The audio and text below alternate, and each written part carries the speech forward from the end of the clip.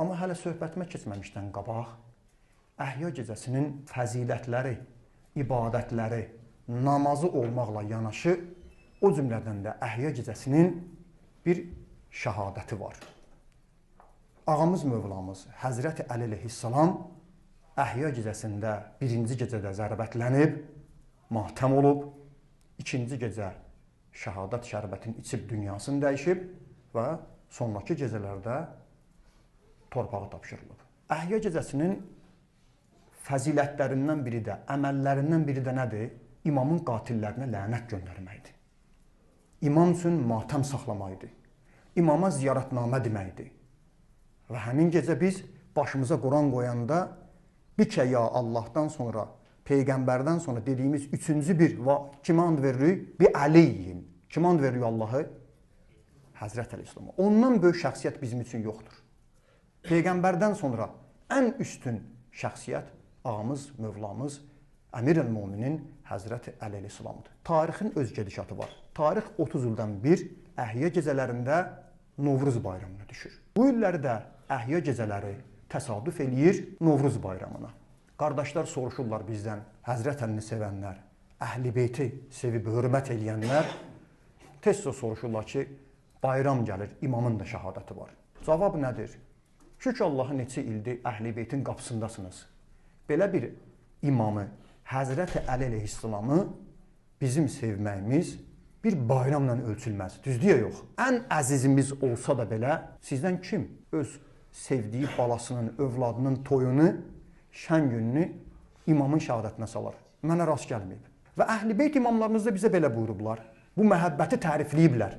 Əhl-i Beyt imamlarımız bu məhəbbəti bəyəniblər. Nə buyurublar? Buyururlar ki, bizim vəzifəmiz onların şad günündə şadlanmaq, qəm günündə qəmlənmək. İmamların şad günüdür, biz də şad olmalıyıq. İmamların qəm günüdür, biz də qəmgin olmalıyıq. Novruz bizim adət-ənənəmizdir. Bizim milli bayramımızdır. Dinlə də müəyyən qədər bağlılığı var. Əhl-i Beyt imamlarımız, Allahın salamı olsun onlara, onlar da Novruzla bağlı təriflər söyləyiblər. Xüsusən Novruzun xalq arasında birlik, qardaşlıq, mehribançılıq, küsənlərin barışmağı, qohum-əqrabaya baş çəkmək yaxşı haldır. Gəlin, bayramı elə qeyd eləyək ki, bizə kənardan baxanlar imamın qəm günündə şadlananlardan deməsinlər. Bizim üçün Həzrət Əleyhissalamın yeri hər şeydən üstündür. Hətta Novruz bayramından, hətta ailəmizdən. Ona görə çalışaq bu günlərin hörmətin, xüsusən də Ramazan ayıdır. Ramazan ayında da yemək, içməklə bağlı, bişirilən şirniyyatla bağlı özümüzə nə qoymuşuq? Yemirik. Çünki orucuq. Geçsək də bir olsun qabağımıza qoysa şəkər bura, deyirik nə? Mən orucam. Həm bu ayın hörmətini saxlamaq lazımdır, həm bu ayın şəhidinin hörmətini saxlamaq lazımdır. Novruz bayramında kimsə kimin evinə qonaq getmək istəyir, getsin. İmamın şəhadətində kimsə qohumlara baş çəkmək istəyir, baş çəksin. Kimsə imamın şəhadətində küsənləri barışdırmaq istəyir, barışdırsın. Gözəl haldır. Amma şadlığın həddini elə eləyək ki, Əhl-i Beyt imamlarımızın da şəninə uyğun olsun. Ümidvaram ki, Allah təala bizi bu günlərin hörmətini saxlayanlardan qərar versin. Amin.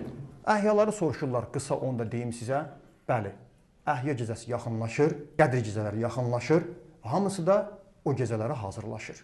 Düz deyilirlər. Əhl-i Beyt imamlarımız yatanların üzünə su vururdular. Xanım Fatimə Zəhra salamlayha, yatanlar oyansın. Yatmayın həmin gecə. Nə zamandır? Yatmayaq. Allahın qapısına gedək. Bu illəri mart ayının 19-u birinci gecə, 21-i ikinci gecə və 3-cü, 23-cü gecəyə təsadüf eləyir. Allah bütün hər yerdə əhya saxlayanların fərq etməz, pak, təmiz, səmimi niyyətlə Allaha xatir oyaq qalıb, dua eləyib əhya saxlayanların əməllərin, ibadətlərin qəbul etsin.